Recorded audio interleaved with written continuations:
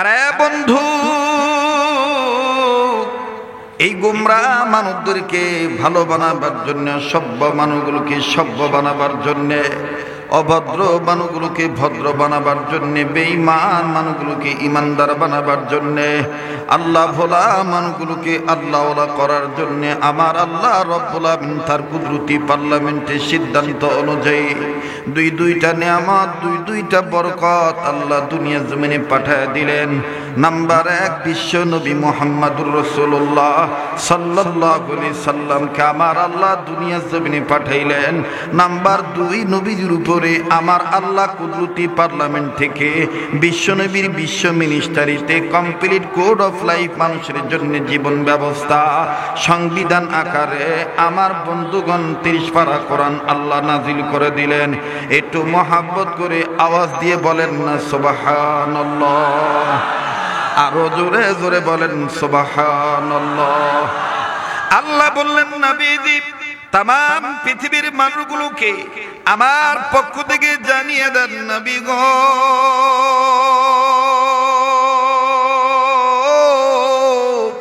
এই পৃথিবীর জমিনে যারা মানুষ রূপে জন্ম নিল, নবীজি আমি রব্বে কাবা, আমি জাল জালালি ওয়াল ইকরাম, আমি গফুর ও গফফার, আমি আল্লাহ রব্বুল আমিন বিশ্ব মানবতার মুক্তির জন্য যে 2টা জিনিস পাঠাইলাম। নাম্বার 1, আপনি নবীকে দুনিয়া জমিনে পাঠাইলাম। নাম্বার 2, আপনার উপরে নূর নামক কোরআন আমি আল্লাহ নাজিল করে দিলাম।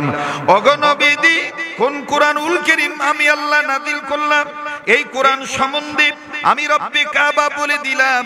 মানুষ রূপে যারা জন্ম নিয়েছে মানুষগুলো যদি আমি আল্লাহর আহ্বানে সাড়া দেয়, আমি রবের ডাকে যদি সাড়া দেয়, এই মানুষগুলিকে আমি আল্লাহ রব্বুল আমিন 2টা জিনিস পুরস্কার দেব। আমার আল্লাহ বলেন, ওয়াল্লাহু ইয়াদউ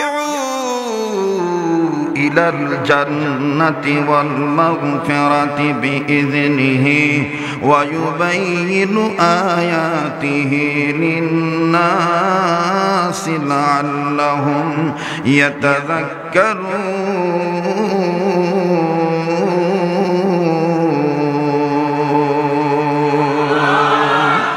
যারা কোরআনের সৈনিক, যারা আল্লাহর গোলাম, যারা রসুলের সৈনিক, যারা হক্কানি আলেমদেরকে মহব্বত করেন, মুজাহিদের মতন বিপ্লবী কণ্ঠে বলেন না কথাগুলি কার? আবার বলেন কথা কার? আমার বন্ধুগণ, আমি আপনি গোলাম কার? এই জমিনে আল্লাহর জমিনে আল্লাহর পক্ষে কথাগুলি বলা দরকার আছে না নাই? কথা বলা চলবে কি চলবে না? মুসলমান বন্ধুরে, গভীর মনোযোগে কথাগুলি শোনা চাই রে বাবা। আরে বাজান, আলেমদের ছাত্র বানাইলে আপনার বেটাকে আপনার বেটিকে যদি এইরকম দাওয়াতুল কোরআন শামসুল নাহার মহিলা মাদ্রাসায় দিয়ে দেন, বাজান এইরকম দ্বীনি শিক্ষা প্রতিষ্ঠান যেখানে আছে ওই রকম মাদ্রাসায় যদি দিয়ে দেন গো বন্ধু, যদি আপনি নিয়ত করেন, নিয়তের বরকত মা বাবার দাম আল্লাহ বাড়ায় দিবেন। দেখেন রে বাজান, কেমন দাম বেড়ে যায়, কেমন দাম বেড়ে যায়, মা বাবার দাম কেমন বেড়ে যায়। বাবাজি, উম্মতের আলেমগণ এই জায়গায় বসে আছেন, তাদের কাছে জিজ্ঞেস করে দেখবেন বাবা, অনেক লম্বা সময় বয়ান যেহেতু করার সময় আমারও নাই, আবার আপনাদের অনেকের কষ্ট হচ্ছে, তাই বাদাম উভয়ের দিকে সমন্বয় করিয়া চিন্তা করিয়া কথাগুলি বলে যাই রে বাবা। অত্যন্ত আন্তরিকতার আন্তরিক মানুষ হিসেবে বলছি বন্ধু, এই শিবগঞ্জের মানুষ, এই শিবগঞ্জের অনেক মানুষ ডাক দিয়ে বলে, হুজুর ও হুজুর, আমরা আলুর জমিন থেকে যখন আলু তুলি তখন আপনার বয়ান শুনি। হুজুর, আমি ভ্যান চালা খাই, মহাস্থান থেকে যখন আমি আমার এলাকায় যাই, হুজুর 2 কিলো বলেন 3 কিলো বলেন, কোমরের মধ্যে ট্যাঙ্গরের মধ্যে মোবাইলের ওয়াজটা চালু করে যাই। হুজুর আপনাকে সেই রকম ভালোবাসি, হুজুর আপনাকে সেই রকম ভালোবাসি, ওই ভালোবাসার দাবিদার হইয়া প্রিয় বগুড়াবাসী আমি আপনাদের মাঝে কথাগুলি বলে যাই। জীবনে আসি আর না আসি, এটাই জীবনের শেষ বয়ান মনে করে বয়ান করছি বাবা। আরে বাদু ছেলে মেয়েকে যদি কোরআন হাদিস শিক্ষা দেওয়ার নিয়ত করেন, কোন মায়ের গর্ভে সন্তান আসার পরে অথবা স্বামী যদি বিবির সন্তান, বিবির গর্ভে সন্তানের আলামত বুঝতে পারে, মা আর বাবা, স্বামী আর বিবি উভয় যদি নিয়ত করে বাচ্চাটাকে দিন শিখাবো, আমার বন্ধুগণ স্বামী স্ত্রীর দাম দেখেন আল্লাহ কেমন বাড়ায় দেয়। একটু বাজান এদিক সেদিক নজর করবেন না। নাম শুনেছেন বাজান রে ইমাম আহমদ ইবনে হাম্বল রহমতুল্লাহ আলাইহি, নাম শুনেছেন ইমাম মালিক রহমতুল্লাহ আলাইহি, আমার বন্ধুরে আরো নাম শুনেছেন ইমাম বুখারী রহমতুল্লাহ আলাইহি। ইমাম বুখারী রহমতুল্লাহ আলাইহির জীবনী থেকে যদি আমি কথাগুলি বলতে যাই বাবা, একটা রাত শেষ হয়ে যাবে, তাও তারপরেও হযরতের জীবনী শেষ হবে না। আরে বন্ধু, ইমাম বুখারী রহমাতুল্লাহ আলাইহির চেহারার সাথে ইমাম বুখারী রহমাতুল্লাহ আলাইহি ছিলেন সূরাতুন নবী। চিৎকার দিয়া বলেন সুবহানাল্লাহ। ইমাম বুখারী রহমাতুল্লাহ আলাইহির মা বেঁচে ছিলেন, কিন্তু বাবাকে উনি শৈশবকালে হারাইছেন। আমার নবীও কিন্তু বাজান রে আমার ভাইরা এতিম নবী ছিলেন। কথা বলেন ঠিক না বেঠিক? আরো জোরে বলেন ঠিক না বেঠিক? বাজান ইমাম বুখারী রহমাতুল্লাহ আলাইহিকে দেখলে এত সুন্দর লাগতো, অনেক লোকেরা সেই সময় বলতেন হযরত আপনার চেহারায় এত নূর, না জানি নবীজি কত নূরওয়ালা ছিল। अल्लाह रसूल के सवा, अल्लाह रसूल के सवा जिंदगी बर्बाद है। नूर अला नूर, नूर अला नूर है, नूर अला नूर, नूर अला नूर है। আরবের মানুষেরা কত বড় ভাগ্যবান, নবীজির রূপ দেখিয়া কাফের হলো মুসলমান। আরবের মানুষেরা কত বড় ভাগ্যবান, নবীজির রূপ দেখিয়া কাফের হলো মুসলমান। বলেন আরবের মানুষেরা কত বড় ভাগ্যবান, নবীজির রূপ দেখিয়া কাফের হলো মুসলমান। ইয়া রাসূলুল্লাহ ইয়া হাবিবাল্লাহ, ইয়া রাসূলুল্লাহ ইয়া হাবিবাল্লাহ। নারায়ে তাকবীর, নারায়ে তাকবীর। এ কথা কি অবিশ্বাস করেন? নবীর চেহারা দেখে কাফেররা মুসলমান হয় নাই?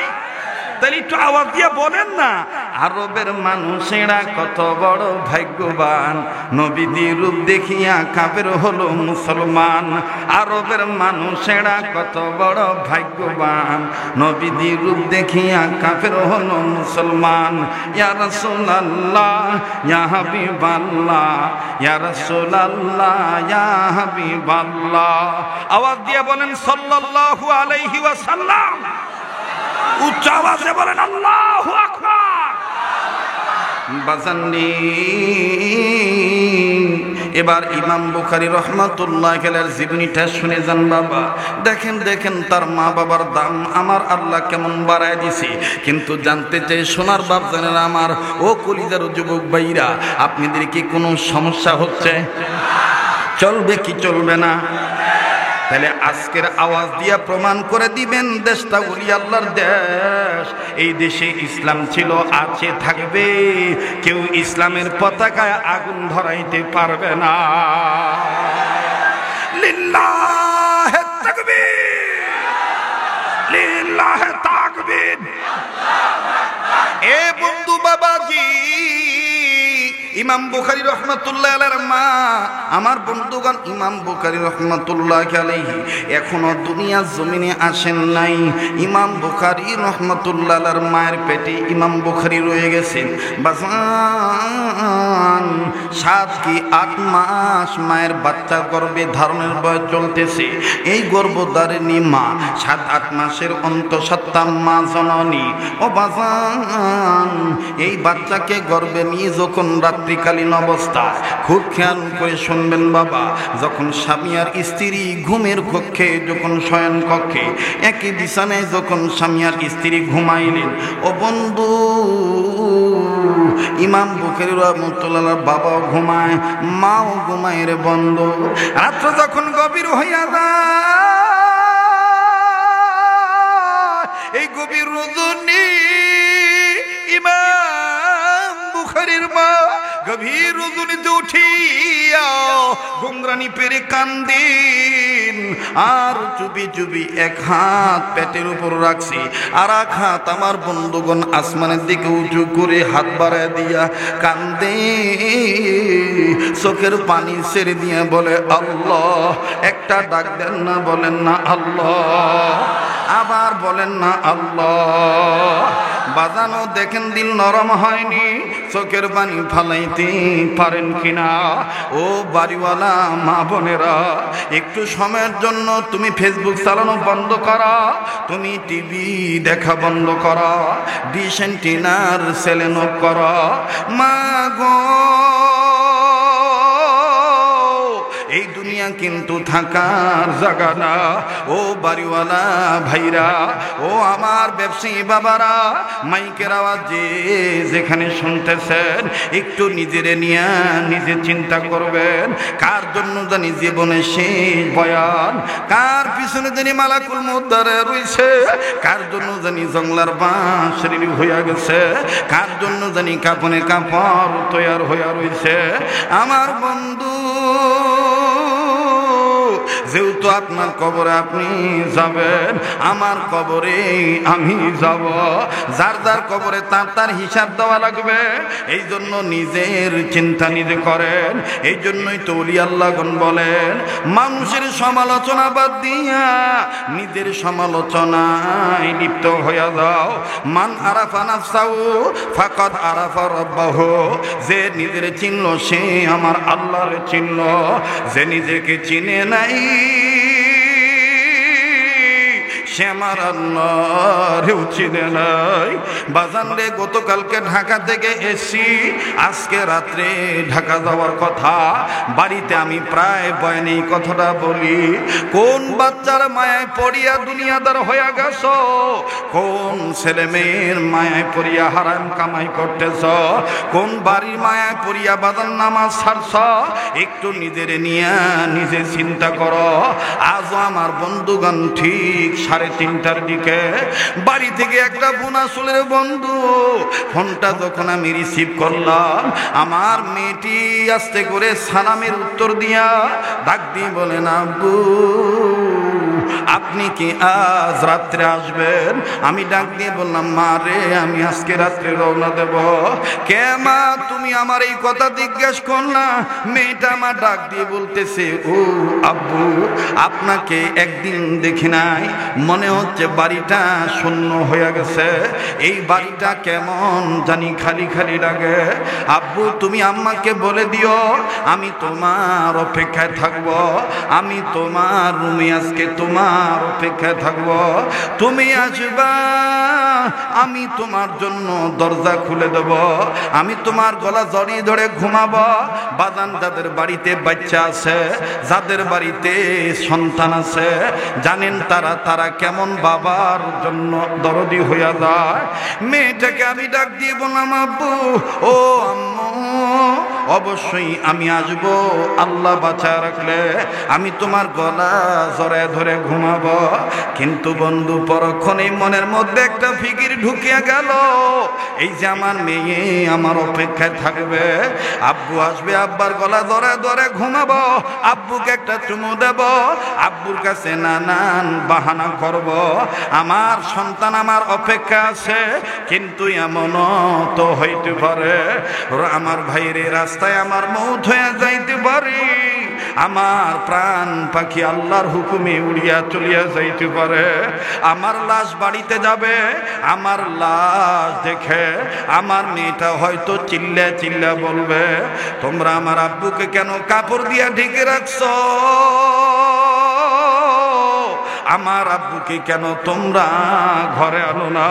কাজী শিবগঞ্জের বাবারা, বগুড়াবাসী, আপন আপন চিন্তা করো ভাইয়া, দুনিয়া কিন্তু থাকার জায়গা না। জাহান্নামের আগুন থেকে তোমারও বাঁচা লাগবে, আমারও বাঁচা লাগবে। আর এই বাঁচার মাধ্যম হলো মাদ্রাসা শিক্ষা ব্যবস্থা। বাঁচার পদ্ধতি হলো 4টা। নাম্বার 1 আলেম হওয়া, নাম্বার 2 আলেমের ছাত্র হওয়া, হওয়া। আলেমের ছাত্র হইলে ছেলে মেয়েকে দিন শিখাইলে বাপ মার দাম আল্লাহ বাড়ায় দেয়। কেমন বাড়ায় দেয় রে বন্ধু? ইমাম বুখারী রাহমাতুল্লাহির মা এক হাত গর্বের উপর রেখিয়া, পেটের উপর রেখিয়া, আর এক হাত আসমানের দিকে উঁচু করিয়া চোখের পানি ছাড়িয়ে আল্লাহর কাছে কান্দি আর ডাক দিয়ে বললেন, আল্লাহ দেন না, ডাক দেন না, বলেন না আল্লাহ, আবার বলেন না আল্লাহ। ডেকে ডেকে বলতেছেন, আল্লাহ আপনি আমার এইটা কি স্বপ্নে দেখে এলেন? আল্লাহ জানি না আপনি দেখাইছেন কি না। মাবুদ গো, আমার জীবদ্দশায় ঘুমের অবস্থায় যত স্বপ্ন দেখেছি আজকের মতন ভয়ানক স্বপ্ন আমি দেখি নাই। এই স্বপ্নটা দেখার পর কেমন জানি আমার কলিজা কাঁপতেছে, না জানি আমার বাচ্চাদের কোনো ক্ষতি হইয়া যায়। আরে বন্ধু, মা জানুনি সন্তানের মায়ায় পড়িয়া আপন রব্বে কাবার ডেকে ডেকে বলতেছেন, আল্লাহ আমার বাচ্চার যেন কোনো ক্ষতি না হয়ে যায়। এই জন্য কোনো এক কবি মায়ের পক্ষে কথাটা এভাবে বলেন, বনে থেকে বনবাদুরি বাচ্চা ঝুলে তার বুকে, বনে থাকে বনবাদুরি বাচ্চা ঝুলে তার বুকে, তবু মায়ে বাচ্চা বলে না পড়লে হাজার দুঃখে। কথা বলেন ঠিক না বেঠিক? বনে থাকে বনবাদুরি বাচ্চা ঝুলে তার বুকে, তবু মায়ে বাচ্চা বলে না পড়লে হাজার দুঃখে। বিদেশেতে যদি কারো সন্তান মারা যায়, পশু পক্ষী না জানিতে জানে তাহার মায়। বিদেশেতে যদি কারো সন্তান মারা যায়, পশু পক্ষী না জানিতে জানে তাহার মায়। কথা বলেন ঠিক না বেঠিক? ইমাম বুখারী রাহমাতুল্লাহির মা কাঁদতেছেন স্ত্রীর গুমরানিতে। স্বামীর ঘুম ভেঙে গেল। লম্বা কথা সংক্ষেপ করে দিলাম রে বাবা। এবার ইমাম বুখারী রাহমাতুল্লাহির বাবা স্বামী হইয়া বিবির কাঁধের উপরে আদ্রভাবে হাত রাখিয়া নরম নরম কণ্ঠ ভাসাইয়া আদর যত্ন করে মোহাব্বত করিয়া ডেকে ডেকে বলতেছেন, বিবি রে তুমি কাঁদো কেন? ও বিবি, আমার জানা মতে এই সময় যে সমস্ত নারীদের গর্ভের বয়স, সন্তান ধারণের বয়স, সন্তান পেটে রাখার বয়স, বাচ্চার বয়স পেটের ভিতরে 7-8 মাস হয়, এই সময় বাচ্চাদের আকৃতি বড় হয়ে যায়, পা লম্বা হয়ে যায়, আরো বাচ্চাদের গঠন গাঠন পূর্ণ রূপ নেয়। বাচ্চারা পেটের ভিতরে নানান ভাবে দৌড়াদৌড়ি করে, বাচ্চারা পেটের ভিতরে নানান ভাবে দৌড়াদৌড়ি করে। বাচ্চারা যখন পেটের ভিতর ঘোরাঘুরি করে, অনেক বাচ্চা লাথি মারি, বাচ্চাদের পায়ের আঘাতে মায়ের অনেক কষ্ট হয়। বিবি তুমি কি এইভাবে আঘাতপ্রাপ্ত হয়ে কাঁদতেছো? এই আক্রমণে আক্রান্ত হয়ে তুমি কান্দো নাকি? ইমাম বুখারী রাহমাতুল্লাহির মা কান্দার ডাক দিয়ে বলেন, না গো স্বামী, না, আমি এই জন্য কান্দি না। তাইলে তুমি কেন কান্দো বলো না? ইমাম বুখারী রাহমাতুল্লাহির মা ডেকে বললেন, স্বামী গো, আমি স্বপ্ন দেখিয়া কান্দি। এমন একটা স্বপ্ন দেখেছি আমার বড় ভয় লাগে, না জানি আমার বাচ্চার কোনো ক্ষতি হইয়া যায়। ইমাম বুখারী রাহমাতুল্লাহির বাবা ডাক দিয়ে বলেন, বিবি রে স্বপ্ন কখনো মানুষ ইচ্ছা করে দেখে না। কারণ আমার বন্ধুগণ, এখানে উলামায়ে কেরাম আছে, জিজ্ঞেস করে দেখবেন। আল্লামা ইবনে শিরিন রাহমাতুল্লাহি আলাইহি তিনি স্বপ্নের তাবির কিতাবের মধ্যে লিখেছেন, ব্যাখ্যায় বলেছেন, স্বপ্ন হলো 3 প্রকার। আদম সন্তান যখন স্বপ্ন দেখে, তারা 3 প্রকার স্বপ্ন দেখে। স্বপ্নে খেয়ালি, স্বপ্নে রহমানি, স্বপ্নে শয়তানি। স্বপ্নে রহমানি, স্বপ্নে শয়তানি, স্বপ্নে খেয়ালি। বাজানরে আজকে সময়ের অভাবে, সময়ের স্বল্পতার কারণে স্বপ্নের ব্যাখ্যাগুলি আমি আপনাদের কাছে বলতে পারলাম না। 3 ধরনের স্বপ্ন মানুষ দেখে গো। নাম্বার 1 স্বপ্নে রহমানি, নাম্বার 2 স্বপ্নে শয়তানি, নাম্বার 3 স্বপ্নে খেয়ালি। আল্লাহ পাক যদি আবার কোনদিন শিবগঞ্জে প্রপার সভা এলাকায় আনে, আমি আপনাদেরকে স্বপ্নের ব্যাখ্যা রূপে আলোচনা শোনাবো। আজকে বাজান আমি এই আলোচনাটা, লম্বা কথাটা আমি সংক্ষিপ্ত পরিসরে বলছি বাবা। এবার ইমাম বুখারী রাহমাতুল্লাহির বাবা ইমাম বুখারী মাকে ডাক দিয়ে বলেন, বিবি রে তোমার স্বপ্ন আমাকে বলো না, আমি দেখব স্বপ্নে রহমানি না স্বপ্নে শয়তানি না স্বপ্নে খেয়ালি। এবার বিবি ডাক দিয়ে বললেন, স্বামী গো, আমি স্বপ্নে দেখতে পাইলাম আমার গর্বের পেটটা বারবার উঁচু হইয়া যায়, একটা বারের জন্য নিচে নামে না, বারবার শুধু আমার গর্বের পেট উঁচু হয়ে যায়, একটা বারের জন্য নিচে নামে না। ইমাম বুখারী রাহমাতুল্লাহর বাবা ডাক দিয়ে বলেন, বিবি রে, তুমিও জানো এই যুগের হাদিস বিশারদ নামে আমার নাম আছে। আমি একজন পরিধানযোগ্য মুতাবার মুসাল্লাম বুজুর্গ মুহাক্কিক নামি দামি আল্লাহওয়ালা মুহাদ্দিসের ছাত্র আমি। বাজানদি ইমাম বুখারী রাহমাতুল্লাহের বাবার উস্তাদ ছিলেন আব্দুল্লাহ বিন মুবারক রাহমাতুল্লাহি আলাইহি। শুধুই ছাত্র ছিলেন না, ইমাম বুখারী রাহমাতুল্লাহর বাবা আব্দুল্লাহ বিন মুবারক রাহমাতুল্লাহর খাস শাগরেদ ছিলেন। খুব লক্ষ্য করে শুনবেন বাবা, ইমাম বুখারীর বাবা ডাক দিয়ে বলতেছেন, বিবি আমার এই স্বপ্নের ব্যাখ্যা করার ক্ষমতা আমার নাই, তবে রে বিবি তুমি ঘাবড়াইও না, একটু পরে ফজর আযান দিবে, ফজরের আযান দেওয়ার পর আমি মসজিদে যাব নামাজ আদায় করার জন্য। নামাজ আনতে আমাদের এলাকার ইমাম মহাদের কাছে, যিনি স্বপ্নের তাবির করতে পারেন, ওনার কাছে তোমার স্বপ্নের কথা খুলে বলবো, ওনার কাছে তোমার স্বপ্নের কথা বলবো। বিবি আমি জানবো তোমার স্বপ্নের ব্যাখ্যা ভালো না মন্দ। এবার বিবি কান্দা ডাক দিয়ে বললেন, স্বামী আমার, আমি চাই স্বপ্নের ব্যাখ্যাটা যেন ভালো হয়ে যায়। লম্বা কথা সংক্ষেপ করে দিলাম, ফজরের নামাজ আনতে বুজুর্গ আলেমের কাছে। ইমাম কষ্ট হইতেছে নাকি আপনাদের? বলেন কষ্ট হচ্ছে? যারা দাঁড়ায় আছেন কষ্ট করে চতুর্দিকে একটু হাত উঁচু করে বলেন, চলবে কি চলবে না? তাহলে আবার বলেন আল্লাহু আকবার। মুসলমান ভাইরারে আমার বন্ধুগণ খুব খেয়াল করে শুনবেন, ইমাম বুখারী রাহমাতুল্লাহর বাবা এবার বুজুর্গ বান্দার কাছে বলেন, হযরত জি, আমার বিবি একটা স্বপ্ন দেখে খুব নার্ভাস হয়ে গেছে, বিবির স্বপ্নের ব্যাখ্যাটা ভালো না মন্দ আপনার কাছে জানতে চাই। এবার বুজুর্গ বান্দা ডাক দিয়ে বললেন, ওগো আল্লাহর বান্দা, বলেন আপনার বিবি কি স্বপ্ন দেখেছে? ইমাম বুখারীর বাবা ডাক দিয়ে বলতেছেন, হযরত জি, আমার বিবি স্বপ্নে দেখেছে আমার বিবির পেট, গর্ভের পেটটা বারবার উঁচু হয়ে যায়, একটা বারের জন্য নিচে নামে না। এবার ইমাম বুখারীর বাবার মুখ থেকে এই কথা শোনার পর ওই ইমাম সাহেব বুজুর্গ বান্দা আল্লাহওয়ালা ব্যক্তি ইমাম বুখারীর বাবাকে টান দিয়া বুকের সাথে ধরিয়া কপালে একটা চুমা দিয়া বলে, ওগো আল্লাহর বান্দা, আমি একটু পরে বলতেছি স্বপ্নের ব্যাখ্যা, আগে আপনি আমার হাতে হাত রেখে ওয়াদা করেন, হাশরের ময়দানে যদি আল্লাহ আপনাকে জান্নাত দেয়, আপনি আমারে না নিয়ে জান্নাতে যাবেন না। আমার ভাইরে, ইমাম বুখারীর বাবা ডাক দিয়ে বললেন, আল্লাহর ওলি, বুঝলাম না স্বপ্নের ব্যাখ্যা না বলিয়া আপনি আমার কাছ থেকে জান্নাতে নিয়ে যাওয়ার ওয়াদা চাচ্ছেন, ঘটনা কি? এবার বুজুর্গ বান্দার কথার উত্তর দিলেন, শোনেন শোনেন ও আল্লাহর বান্দা, ইতিপূর্বে আপনি আমার পিছনে নামাজ আদায় করেছেন, আপনার সাথে আমি ইতিপূর্বে সাক্ষাৎ করেছি, আপনি আমার সাথে সাক্ষাৎ করেছেন, কিন্তু আপনার চেহারা আজকে যেরকম নূর দেখতে পাচ্ছি, এরকম নূর আমি আগে দেখি নাই। আপনার কপালে কত সুন্দর নূর চমকাইতেছে। আমার মন বলে আপনাদের পরিবারে, আপনাদের ফ্যামিলিতে যেই বাচ্চাটা আসতেছে, এই বাচ্চাটা অনেক দামি সন্তান হবে। কাজী আপনি আমার ওয়াদা দেন। ইমাম বুখারী বাবা ডাক দিয়ে বলেন, ঠিক আছে, আল্লাহ পাক যদি দয়া করে আমাকে জান্নাত দেয়, আমি জান্নাতে যাওয়ার সময় আপনাকে জান্নাতে নিয়ে যাব, আর যদি আল্লাহ দয়া করে আপনাকে জান্নাত দেয়, তাইলে আপনি আমার জান্নাতে নিয়ে যাবেন, ওয়াদা দেন। এবার বাজান ওয়াদা দিলেন, উভয়কে ওয়াদা দিলেন। ওয়াদা দেওয়ার পর ইমাম বুখারীর বাবাকে বুজুর্গ বান্দা ডাক দিয়ে বলতেছেন, ওগো আল্লাহর বান্দা, আমি আপনার বিবির স্বপ্নের ব্যাখ্যা বলবো, কিন্তু আপনি আমার আরেকটা কথার উত্তর দেন। আপনার বিবির গর্ভে সন্তানের আলামত প্রথমে বুঝতে পারার পর আপনি আর আপনার বিবি, স্বামী আর স্ত্রী, সন্তানের বাবা মা হইয়া আপনি কি বাচ্চাটাকে নিয়ে আপনি আর আপনার বিবি অর্থাৎ বাবা আর মা হইয়া দুইজন আল্লাহর কাছে বাচ্চাটাকে কেন্দ্র করে কোনো দোয়া করেছেন নাকি? ইমাম বুখারীর বাবা বলতেছেন, হ্যাঁ দোয়া করেছি। বলে, সেই দোয়াটা কেমন দোয়া?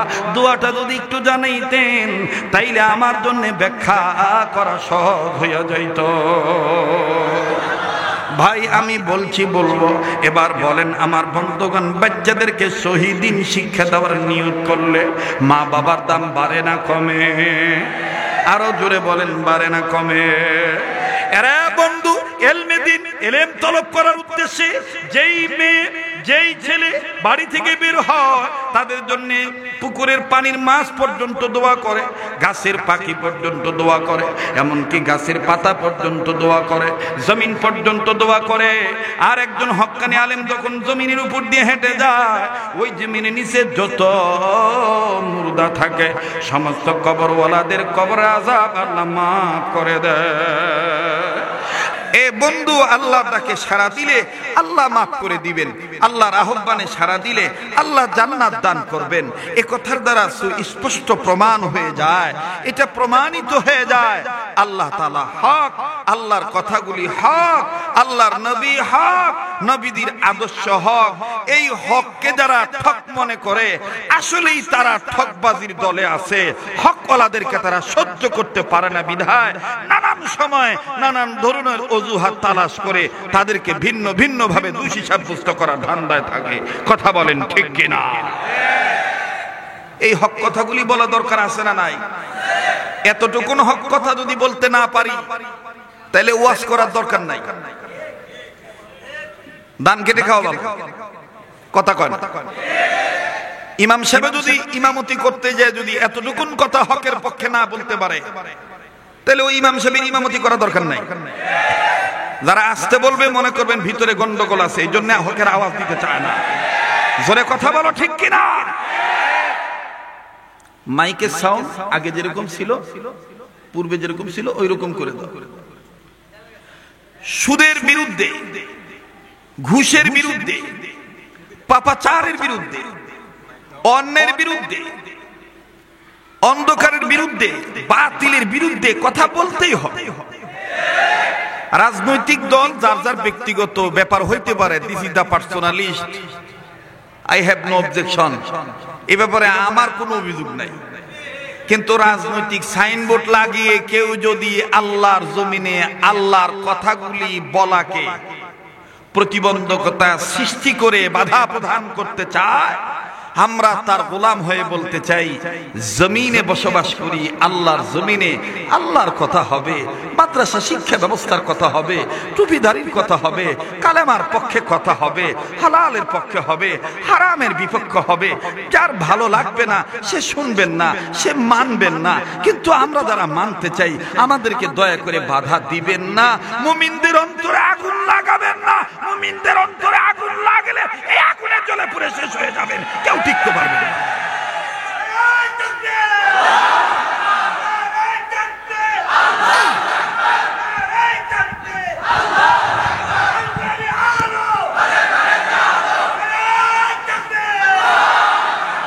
এই জন্য আজ থেকে 18-19 বছর আগে আমি বলেছিলাম তোমাকে এটা উঁচু করে দিতে,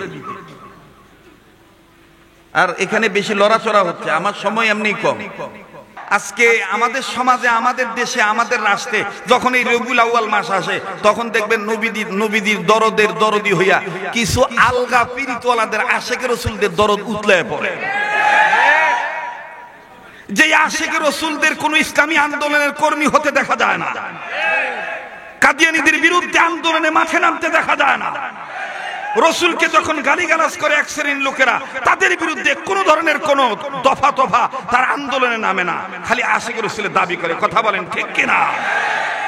এই জন্য অনেকদিন আগেই হয়তো আপনাদের কাছে এক সময় আমি বলেছিলাম, নবীজির কথা শুনে, নবীজির কথা শুনে সবাই কান্দে, কিন্তু নবীর সমাজ গড়ার কাজে যত দ্বন্দ্ব মনে বাজে। বলেন বলেন, কিন্তু নবীর সমাজ গড়ার কাজে যত দ্বন্দ্ব মনে বাজে, কিন্তু নবীর সমাজ গড়ার কাজে যত দ্বন্দ্ব মনে বাজে। কি হবে বেঁচে থেকে? বলবো কি বলবো না? আপনারা কি ঘুমাইছেন নাকি? বা শিবগঞ্জের মানুষ আলু খাওয়া, আলু বেচা, আলু উৎপাদন করা লোক। শিবগঞ্জের মানুষের আমিষ বেশি, শক্তি বেশি, শর্করা বেশি। এই জন্য শিবগঞ্জের মানুষের কথাও স্পষ্ট, করকরা ভাষায় কথা হয়। জোরে কথা বলেন ঠিক কিনা? শিবগঞ্জের মাটি বেশি পানি পেলে এত নরম হয়, পাও রাখার জায়গা থাকে না। আবার বেশি রোদ পেলে এত শক্ত হয়, কেউ লাথি দিলে হাড্ডি পর্যন্ত ভেঙে যায়। কথা কষ্ট হচ্ছে তো বলবো কি বলবো না? কি হবে বেঁচে থেকে, কি হবে বেঁচে থেকে অযথা বিদ্যা শিখে যদি না গড়তে পারো শোষণবিহীন সমাজটাকে? কি হবে আলেম হয়ে ইমাম সেজে সমাজেতে পারো যদি সত্য কথা উচ্চস্বরে না বলিতে? দেখেন তো কোন লোকটা কথা বলে না। কি হবে আলেম হয়ে ইমাম সেজে সমাজেতে পারো যদি সত্য কথা উচ্চ জোরে না বলিতে? চাকরি ভয় করো যদি ছেড়ে দাও ইমামতি, চাকরি ভয় করো যদি ছেড়ে দাও ইমামতি। কি হবে ধোঁকা দিয়ে আল্লাহকে? নারায়ে তাকবীর, নারায়ে তাকবীর। আল কোরআনের আলো, আল হাদিসের আলো, কোরআন হাদিস যেখানে, আলেম উলামা যেখানে, ওলি আল্লাহ যেখানে, নারায়ে তাকবীর।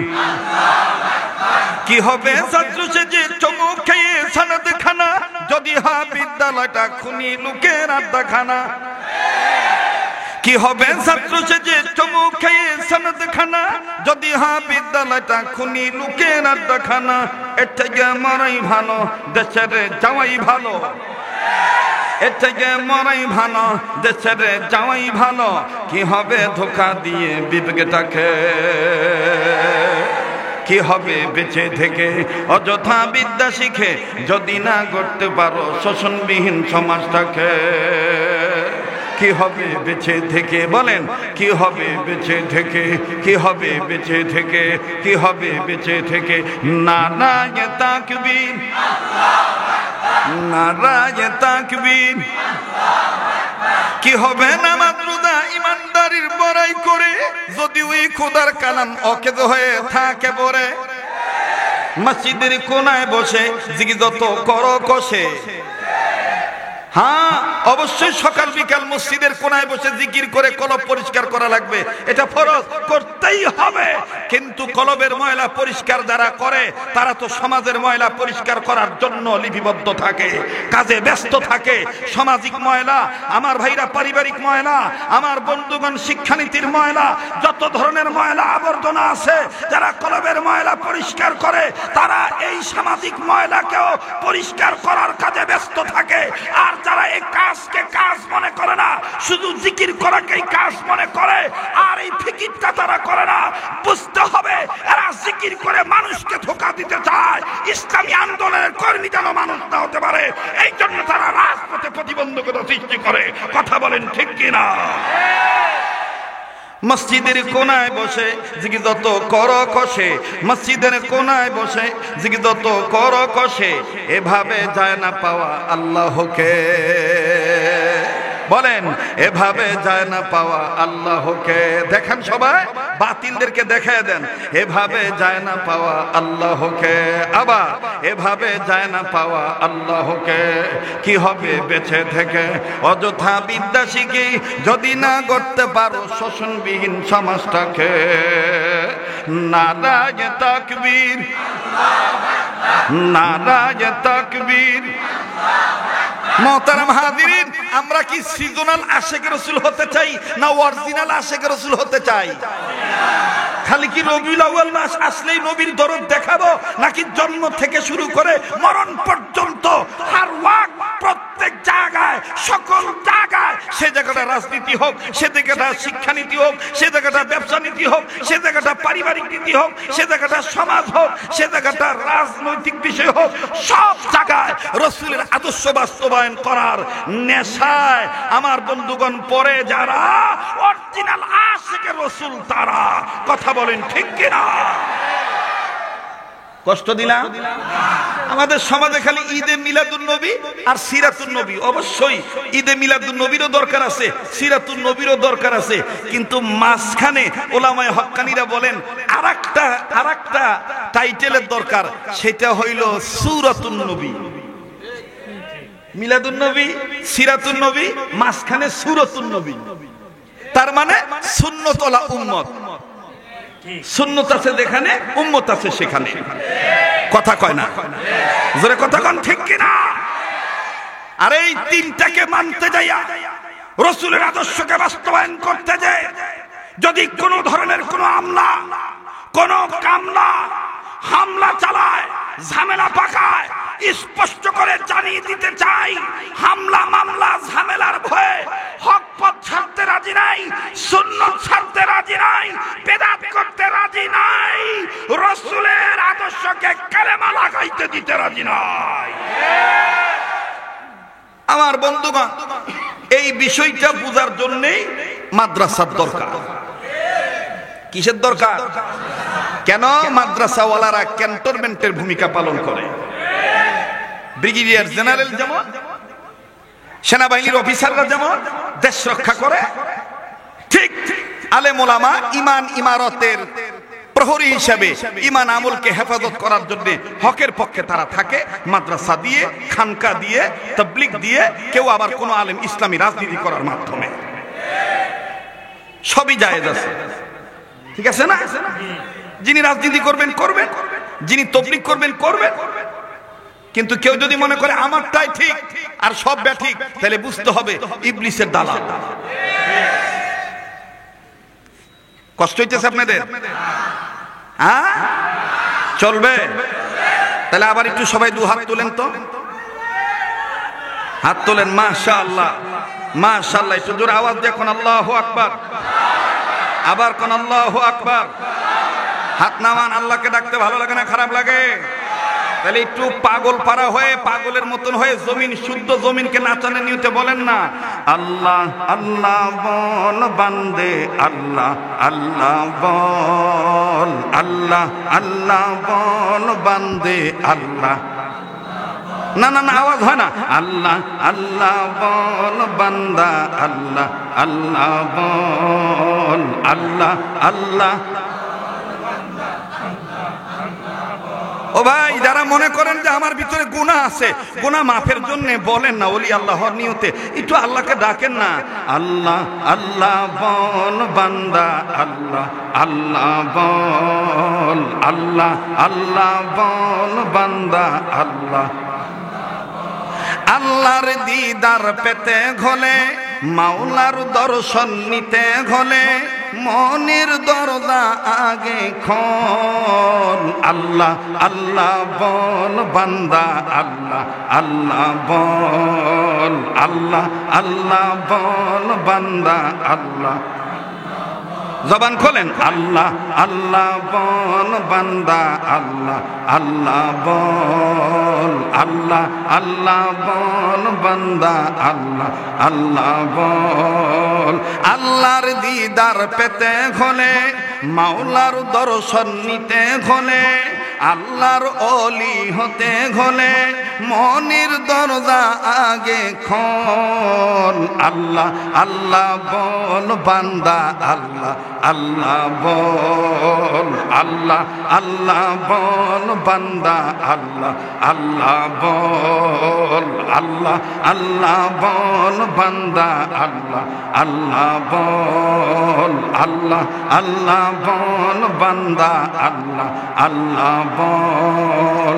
আল্লাহর ওলি হতে হলে, মাওলার দর্শন নিতে গেলে, আল্লাহর দর্শন পেতে গেলে, আল্লাহওয়ালা হতে গেলে, মনের দরজা আগে খোল। আল্লাহ আল্লাহ বল বান্দা, আল্লাহ আল্লাহ বল, আল্লাহ আল্লাহ বল বান্দা, আল্লাহ আল্লাহ বল। লিল্লাহে তাকবীর। আমার বীর, আমার বন্ধুরি, শিবগঞ্জবাসী অনেক দিনে পিপাসিত হয়ে পাগলটার জন্য অপেক্ষামান হইয়াছেন রে বাবা। নানান সময়ে নানা বিদ্যুৎ দেওয়ার পরে শিবগঞ্জ প্রপারে আসার সুযোগ হয় না। বাবাজি অল্প সময়ে কিছুক্ষণ কথা বলে যাই বাবা, দেখেন যদি কি দিনটা নরম হয় কিনা।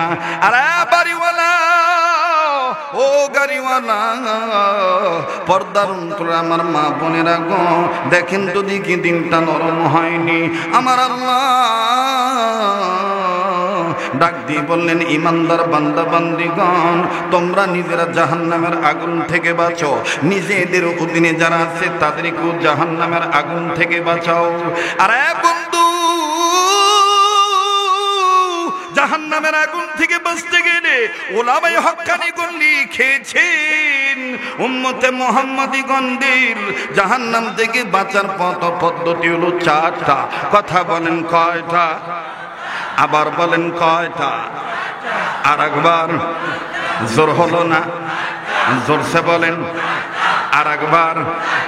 এই মক্তবের ছেলেরা ছোটবেলায় ছোট্ট সময়ে দেখবেন সকালবেলায় পড়ে আর বিহরব 29টি মাখরা, 17 নম্বর মাখরা হলকের শুরু হইতে হামজা হা।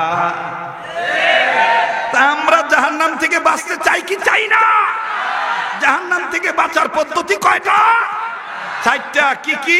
নাম্বার 1 আলেম হওয়া, নাম্বার 2 আলেমের ছাত্র হওয়া, নাম্বার 3 আলেমের কথা শোনা, নাম্বার 4 আলেমদেরকে মোহাব্বত করা। মুখস্থ হয়েছে? এবার আমি জিজ্ঞেস করব, আপনারা ছাত্র হওয়ার নিয়তে, আমরা সবাই ছাত্র হওয়ার নিয়তে ওলামাদের মজলিসে হক কথাটা বলে দেই। আমি জিজ্ঞেস করব, আপনারা বলবেন, উম্মতে মুহাম্মাদীদের জাহান্নাম থেকে বাঁচার পথ কয়টা? কেমন লাগে? কায়দার ওয়াজ, কথা কয় না। উম্মতে মুহাম্মাদীদের জাহান্নাম থেকে বাঁচার পথ কয়টা? নাম্বার 1 আলেম হওয়া। একটু উচ্চ আওয়াজে বলা লাগবে, তাইলে আলেমদের দরদির পক্ষে বোঝা যাবে। কথা কোন ঠিক কিনা? আলেম হওয়া, আলেম হওয়া, আলেম হওয়া নাম্বার 1। নাম্বার 2 আলেমের ছাত্র হওয়া। নাম্বার 2। নাম্বার 3 আলেমের কথা শোনা। নাম্বার 3। নাম্বার 4 আলেমদের মহব্বত করা। নাম্বার 4। আবার একটু জিজ্ঞেস করি, আমার দিল বলতেছে আজকের মাহফিলের দোয়া কবুল হয়ে যাবে, কারণ এখানে আমি আপনি গুনাহগার হতে পারি, কে জানি আল্লাহ ওয়ালা হয়ে বসে আছে। আল্লাহ তার উসিলা আমাদেরকে মাফ করে দিতে পারে। কথা বলেন ঠিক কিনা? উম্মতে মুহাম্মাদীদের জাহান্নাম থেকে বাঁচার পথ কয়টা? নাম্বার 1, নাম্বার 2, নাম্বার 3, নাম্বার 4 আলেমদের মহব্বত করা। নাম্বার 4। এই 4 পথের প্রতীক হবে যারা, কবরে হাসরে মিজানে সিরাতে খাবে না ধরা। বাবা টাকা দিবে না মাদ্রাসার দুঃখ নাই, কিন্তু মাদ্রাসা বন্ধ করার ষড়যন্ত্রের কাছে লিপ্ত হইও না। আলেমদেরকে সালাম দিবা না, দুঃখ নাই, না দাও, কিন্তু আলেমদের বিরোধিতা করিও না, আলেমদেরকে গালিগালাজ করিও না। কথা বলেন ঠিক কিনা? কষ্ট হচ্ছে আমার ভাইরা? এই 4 পথের 2 নম্বর পথ হইল আলেমের ছাত্র হওয়া। আলেমের কি হওয়া? আলেমের ছাত্র হইলে লাভ না লস? বেটা বেটিকে আলেমের ছাত্র বানালে লাভ না লস? আরে বন্ধু, যেই হাতটা দিয়ে আল্লাহ পাক বারবার কাবা ধরায়, যেই হাতটা আল্লাহ ওয়ালাদের হাতের সাথে লাগানো, এই হাতটা আমি আপনাদের কাছে বিছাইয়া আমি মাত্র 2-3 মিনিট, সর্বোচ্চ 5 মিনিট একটা ছোট্ট আবদার করব। পারলে দিবেন, না পারলে না দিবেন বাজান, কিন্তু অনুরোধ করে বলবো কেউ উঠবেন না বাবা। মাত্র 5টা মিনিট ছোট্ট একটা আবদার। আল্লাহ পাকের কোরআন শরীফের পারার সংখ্যা 30 পারা।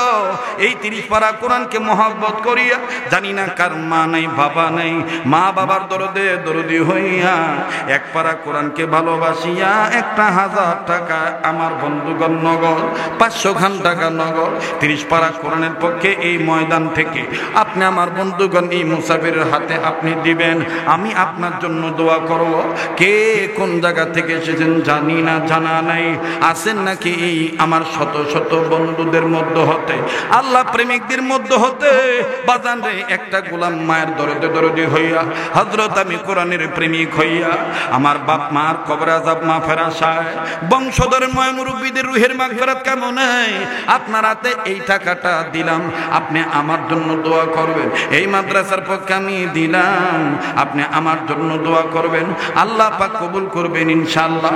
আছেন নাকি এই ময়দানে কোনো বন্ধু, হুজুর আমি এই অর্থটা দান করলাম, রব্বে কাবা কবুল করবেন। যুবক বন্ধুরে কত টাকা পয়সা কত টাকা নষ্ট হয়ে যায়, আমি আপনাদের কাছে হাত বিছাইলাম এটা মাদ্রাসার জন্য এলমে দিন শিক্ষার পক্ষে। কারা কারা প্রস্তুত আছেন বাবা? হুজুর আমি এই অর্থটা এই 1000 টাকা এই 500 খান টাকা আমি আপনার হাতে দিলাম, আপনি আমার জন্য দোয়া করবেন। ভাইজান কত টাকা পয়সা কত টাকা নষ্ট হইয়া যায়, আপনি আজকে উম্মতের আলেমদের হাতে দিবেন। এই মাদ্রাসার পক্ষে, মহিলা মাদ্রাসার পক্ষে, দ্বীনি শিক্ষার পক্ষে আপনি দিবেন। আল্লাহ রাব্বুল আলামিন